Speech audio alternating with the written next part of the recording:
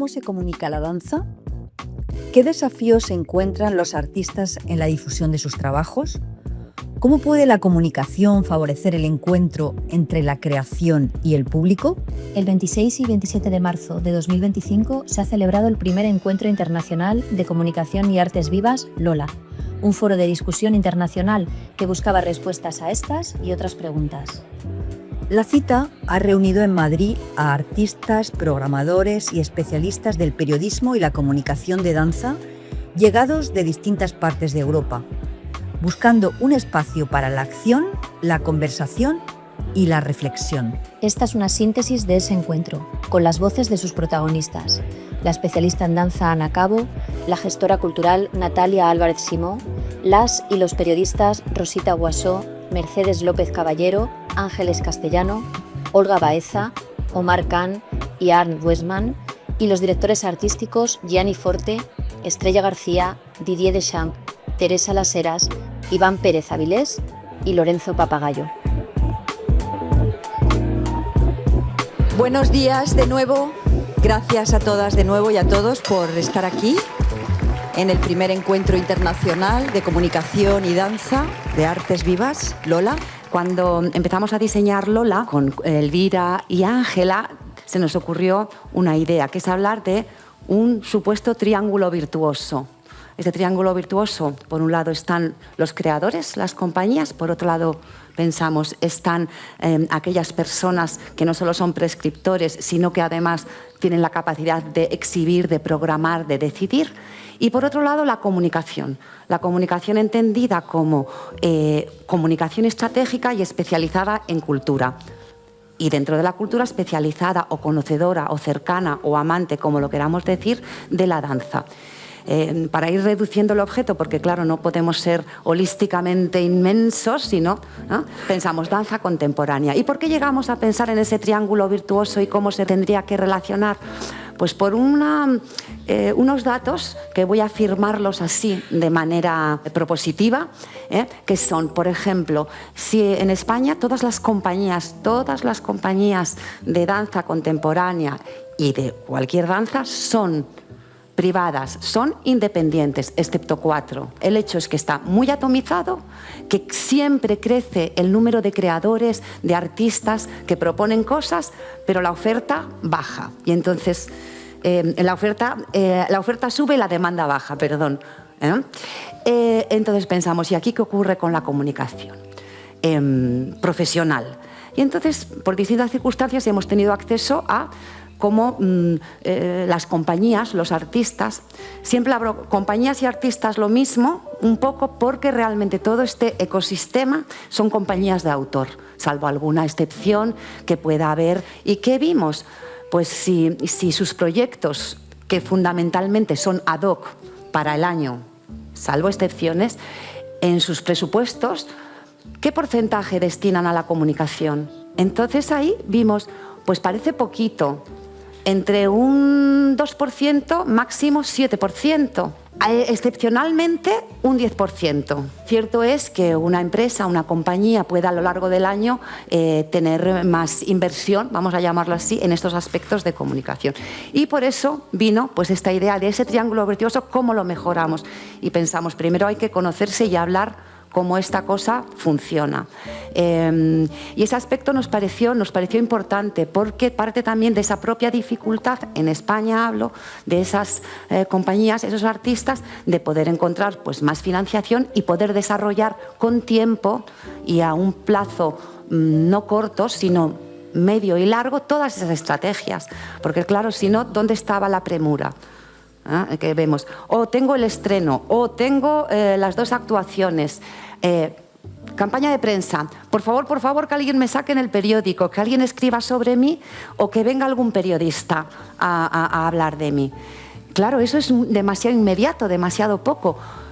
Primero habrá que hacer todo esto, que las personas expertas en comunicación cultural y artística, la opinión cualificada, os conozcan, y al revés.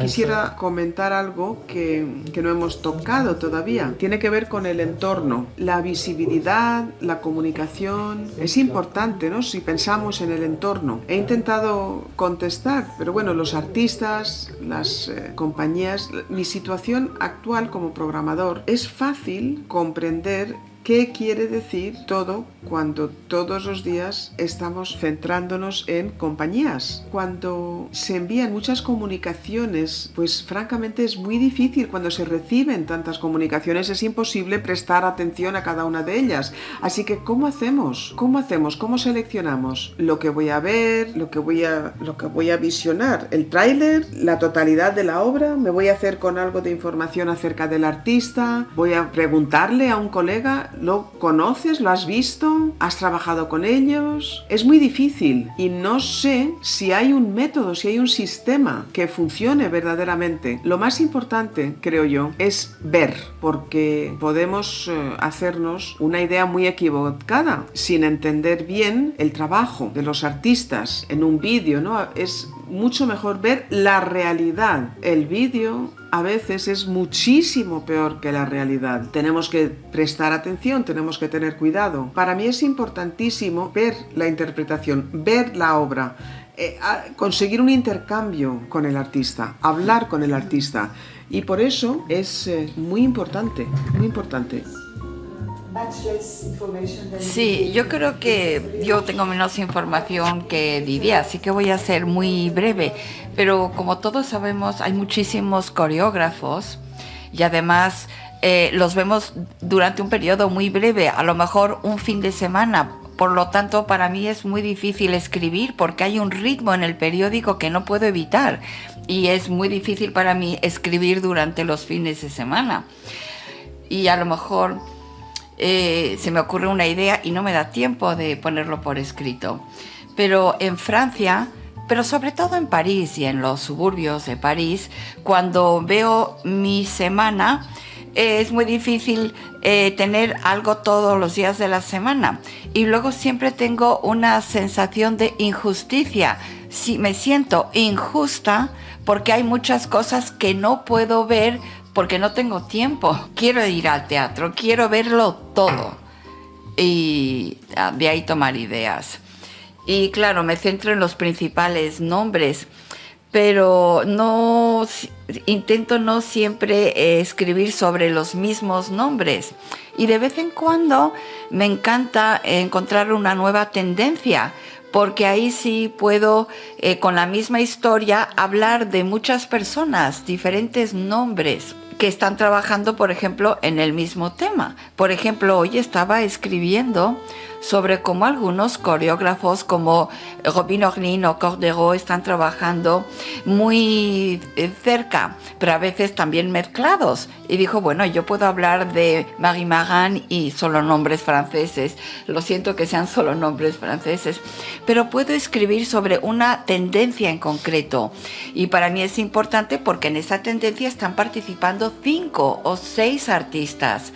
Y eso me gusta mucho hacerlo, pero no es tan fácil porque hay que encontrar buenas ideas y bueno, y además tengo que ver muchas piezas para realmente buscar esa tendencia.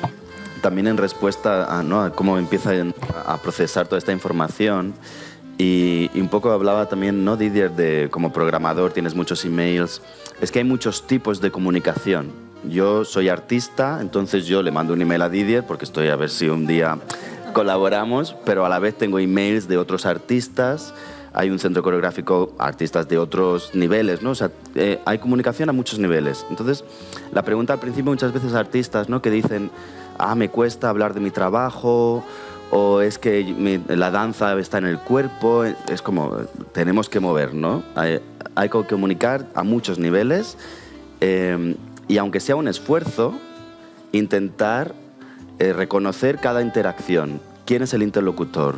¿Con quién estoy hablando? Aunque sea mínima la comunicación, pero es necesario, ¿no? Esa respuesta, gracias por el email o tal. O sea, yo creo que es también motivar a que sea una práctica y hacerlo como confiar que forma parte de la danza, que no es que la danza y la palabra están ¿no? desconectadas para siempre, ¿no? Sino todo lo contrario. O sea, coger más facilidad y más cariño a utilizar la palabra con la danza, ¿no? Y bueno, y entender sus niveles. ¿Sabes? Es un pensamiento que me ha venido, no nada importante, pero sí, además desde distintas, claro, puntos de vista. Efectivamente no es lo mismo, ¿no? La relación con un programador y cómo tengo que comunicar, qué dossier tengo que hacer, tengo que poner un vídeo, tengo que poner un tráiler, cómo lo llevo, cómo presento eso en redes sociales, ¿no? Que es otro tipo de comunicación. Y cómo lo escribo.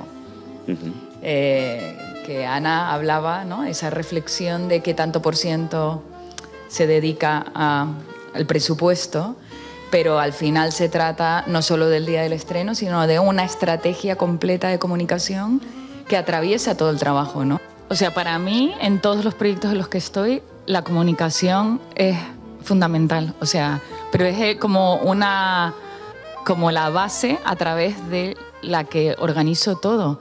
Y además intentando, cuando no tengo en el equipo, contactar con especialistas en el mundo en el que hoy vivimos, en marketing digital, no solo prensa, no solo, o sea, intentar que exista un desarrollo de la imagen gráfica que esté unida al discurso, en fin, que entender la comunicación como algo global y complejo. Y que sin eso, efectivamente, no vamos a llegar al público.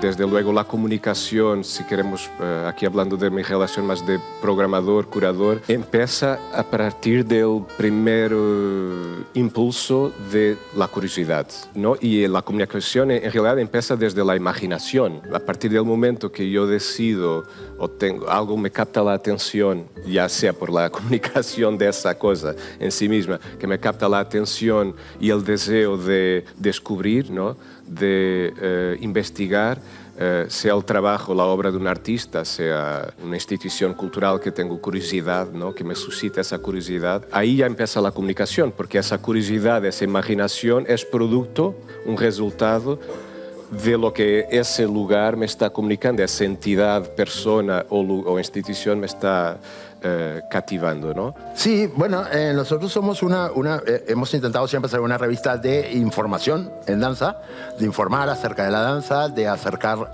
la danza a la gente, no solo al público especializado.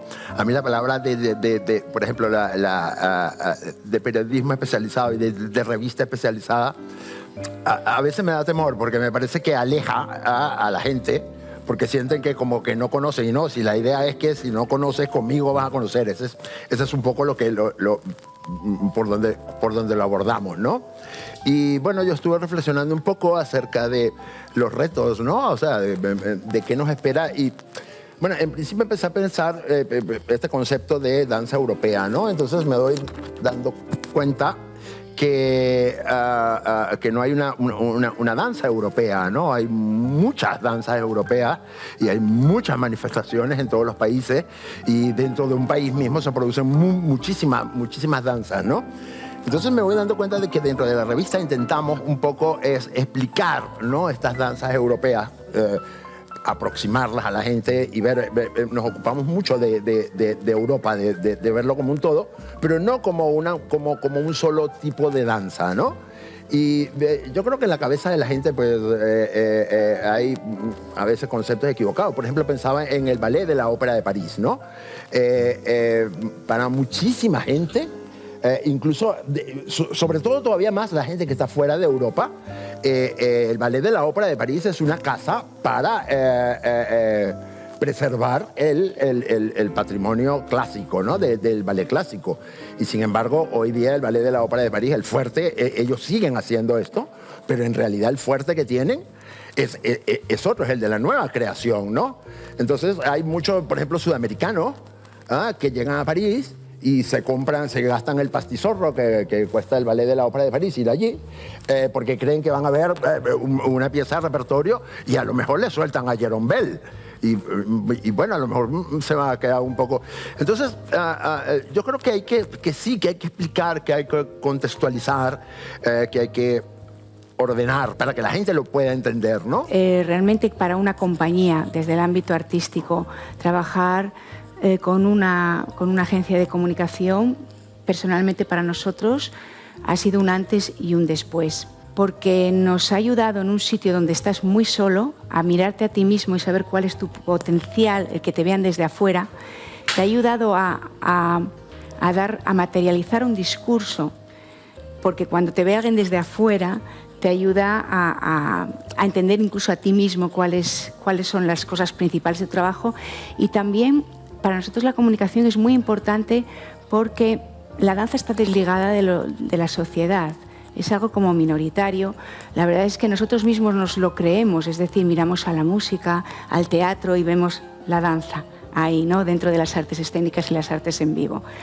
Y nosotros mismos tenemos esa presión sobre los hombros, ¿no? De que no estamos presentes en la sociedad, de que muchas veces te dicen, es que no te programo porque no hay público. Claro, pero es nuestra responsabilidad también tener ese público.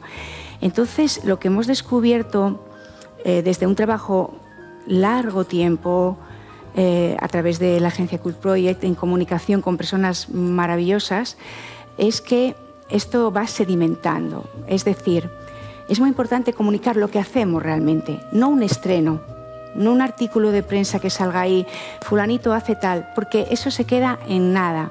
La experiencia la van a tener esas personas que van a verlo, si tenemos suerte que vayan muchas o pocas, o ninguna que queda después que hay antes.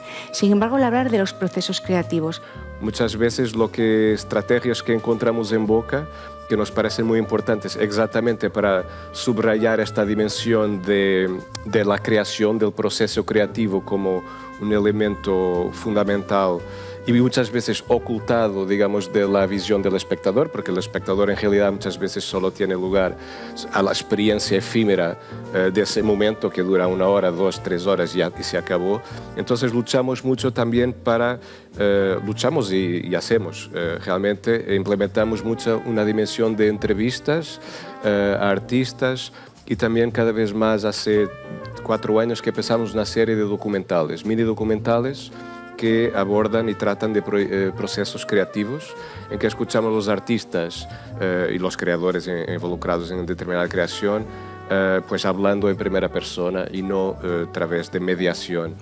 Estamos también siendo muy conscientes de que es necesario tener una escucha muy activa con los espectadores.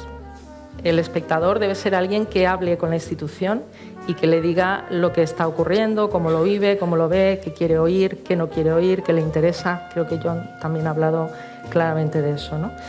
Y claro, como, digamos, directores artísticos y curadores de todo eso, necesitamos estar constantemente experimentando sobre formatos nuevos de mediación. Nos ha ayudado mucho la investigación en la universidad. En el Instituto Cultura y Sociedad se ha generado un grupo de investigación que se llama Modelos de Espectadores de Arte.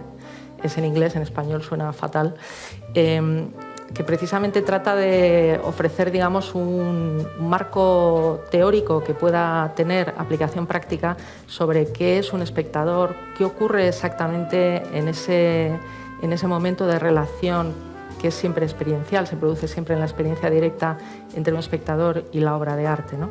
Y por lo tanto, ¿qué puede hacer la institución para ayudar y para facilitar que eso se produzca? En la mesa anterior hemos hablado de que vamos muy rápidos, el mundo es muy rápido, las redes sociales mucho más, tenemos una cantidad de inputs informativos brutales, vivimos el mundo de un modo un poco empantallado, la experiencia real a veces nos apabulla un poco.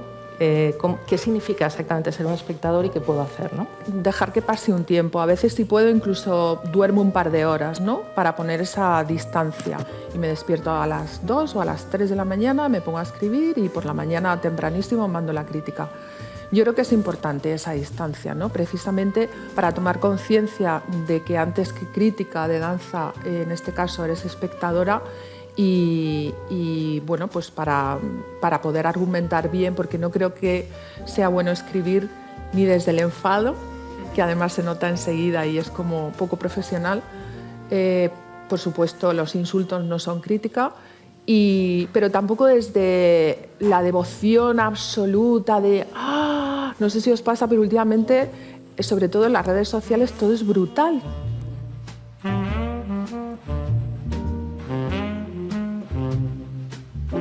siempre cuento una anécdota que me ha acompañado a lo largo de estos 25 años escribiendo danza. Yo soy de Córdoba. ¿De dónde eres? De Córdoba. Y llegué con 18 años a Madrid, me puse a estudiar periodismo y bueno, pues a mí en aquella época me apetecía hacer muchas cosas sola, ¿no? Pues para sentirte así como incómoda e importante al mismo tiempo. Y un día vi en el periódico que había danza contemporánea en el Teatro Albéniz y dije, ¿danza contemporánea? ¿Qué es esto? Y me fui y vi la pieza Anyway de 10 y 10 danza y yo me hice 3 preguntas y ahora voy al grano de cuáles son esas 3 preguntas que me han ido acompañando a mí y que tienen que ver con esa cosa de traducir, decía Gianni, ¿no? El código del cuerpo, del lenguaje de la danza a la palabra. La primera fue, ¿esto qué es? En cordobés. Nunca había visto danza contemporánea. Conocía el flamenco por la cosa geográfica, el ballet clásico porque tenía una prima hermana que hacía ballet clásico de pequeña y no sabía lo que era la danza contemporánea. Entonces descubrí un código completamente diferente que afortunadamente me sedujo. La segunda pregunta fue, ¿qué me ha pasado a mí? Y en ese momento entendí que yo, como espectadora de danza, me acerco con esas expectativas de las que hablaba Joan, ¿no? Que normalmente solo conducen a la frustración, las expectativas. ¿Qué me ha pasado a mí? ¿Por qué estoy así? ¿Por qué estoy encantada? ¿Qué me ha tocado esto? ¿Qué he puesto yo de mí misma aquí? Etcétera. Y la tercera y más importante es, ¿cómo lo cuento? Yo, una friki de las palabras desde que era una niña, lo que no se nombra no existe. Virginia Woolf decía, aquello que no registro con palabras nunca me ha sucedido. En esa línea me muevo yo. Y de repente me llega la danza y me sacude por completo. ¿Cómo lo cuento? Si yo ahora salgo del Albéniz y quiero llamar a mi madre, que está allí en Córdoba, esperando a que le diga que he llegado bien a casa, ¿cómo le digo lo que he visto? Mamá, he visto una cosa de danza que... puntos suspensivos. Fíjate, por ejemplo, en este último, una de las cosas que hicimos fue intentar formar gente que fuera capaz de llevar un encuentro con el público. Porque nos preocupaba, bueno, Lorenzo y yo lo hablábamos ya como a nivel personal, de la preocupación que nos daba de que los encuentros con el público son muy necesarios, porque son muy útiles, pero también si están mal estructurados son un desastre. Y entonces generalmente lo que ocurre es que tiran ahí al coreógrafo de alguna manera y que el público pregunte. Entonces el público es el público. El público tiene las motivaciones que tiene. Y bueno, uno va a preguntar porque, oye, mira, que me interesó la peluca que llevaba, por ejemplo, ¿no? Entonces, bueno, no, aquí debía haber un alguien que acompañe, un mediador, que haga las preguntas necesarias para entender el discurso, para que a todo el mundo le llegue. Y después que el público pregunte de la peluca y pregunte de lo que quiera. Y entonces, bueno, los preparamos en ese sentido para hacer como una comunicación eficaz con el espectador. Porque, vale, tú tienes un encuentro con un coreógrafo, pero si se habla de 500.000 cosas y ni siquiera habla de su trabajo o ni siquiera habla, pues ese esfuerzo se pierde. Entonces lo que tratamos es de canalizar, de que ese encuentro con el público sea eficaz. ¿Qué significa comunicación en el mundo de las artes? ¿De qué estamos hablando cuando hablamos de comunicación? Es que realmente el propio hecho artístico es una actividad relacional, es en sí misma un acto de comunicación, ¿no? Una experiencia comunicativa, para empezar. Por otro lado, ¿qué hacemos los directores artísticos o qué hacemos los curadores? Pues verdaderamente, aunque a veces somos un poco soberbios y pensamos que enseñamos algo a alguien, realmente lo que debemos hacer es ponernos al servicio de eso, del hecho artístico, ¿no? Y tratar de hacer de la mejor manera posible que los artistas y sus obras se vinculen con el público y que el público se convierta en espectador, es decir, establezca algún tipo de relación significativa con esas obras, ¿no? Y con esos artistas. Y esa es nuestra principal labor. Una estructura sólida implica mucho más que el marketing y que la promoción, la venta, por así decirlo, del espectáculo. Es un puente esencial que une el mundo artístico y el público, que amplía la obra coreográfica, que influye sobre la percepción y el impacto. Es parte del arte de por sí. Puede implicar al público, puede conseguir que la danza forme parte de la cultura y del tejido social. para mí la danza ha sido una herramienta para comunicar otro aspecto de la realidad cultural. De hecho, yo cuando presento al Grupo Ciudades Patrimonio de la Humanidad de España, UNESCO, muy institucional, 15 alcaldías, ellos lanzan una convocatoria abierta para cómo se pueden, de alguna manera, involucrar 15 ciudades para cómo se puede promover el patrimonio de otra manera a través de la cultura. ¿Vale? Y entonces yo presento un proyecto, como han presentado muchas otras personas, centrado en danza, ¿vale? Porque por varios motivos que mucho podéis compartir o conocéis, yo creo que nada habla mejor que la danza para dar nueva vida o revitalizar un espacio hasta arquitectónico, ¿no? Entonces, yo el mensaje un poco que quería lanzar, que para mí la danza ha sido una herramienta para comunicar sobre el patrimonio que muchas veces cuando se pone la targa UNESCO, ¿no? Se ve algo como que puede ser como muy arqueológico, muy antiguo, muy institucional. Pues a través de la danza yo quiero dar nueva vida y crear un poco el patrimonio vivo, ¿no? Pero también quería al famoso triángulo virtuoso, ¿no? Que nos hablaba hoy Ana, añadir un círculo alrededor de este triángulo virtuoso que son las audiencias, ¿no? Los públicos, los espectadores, espectadoras, ¿no? Y el tema de programación expandida y de mediación, ¿no? Que yo creo que, bueno, sí que se comentó muchísimo la palabra mediación, pero yo creo que la única manera donde podemos comunicar y de verdad hacer que la danza no sea un nicho, pero de verdad que sea un elemento importante del ecosistema cultural y a través de todo este trabajo de mediación. Porque yo no pienso que el espectáculo sea ni una creación infungible. Eso me da muchísima rabia. No es hacer, ahora otra pieza, venga, y otra pieza. No, yo creo que necesitamos tiempo para reflexionar. A mí me gusta que nuestros trabajos artísticos, cuando el estreno para mí es la peor función, me provoca muchísimo estrés, os hablo desde la experiencia ya personal como bailarina y coreógrafa y directora en muchos casos. Las piezas maduran, crecen y tienen que envejecer con dignidad si están conexionadas con ese público. El público nos está dando una información. Hablamos también de ideas de comunidad, por ejemplo. La danza es una de las artes más participativas y ahora mismo todos los teatros están como desarrollando incluso departamentos de participación. ¿Cómo utilizamos en nuestra danza, ¿no? O sea, nuestra arte para unir a las personas y para crear bienestar social? Bueno, adiós y gracias. Muchísimas gracias por venir, por escucharnos. Y gracias a vosotras por organizarnos. Muchas gracias. Gracias a todas. Lola es una iniciativa de Cool Project y Cultoría, con el apoyo del Ministerio de Cultura y la colaboración del Goethe Institut, el INAEM y el Teatro de la Abadía.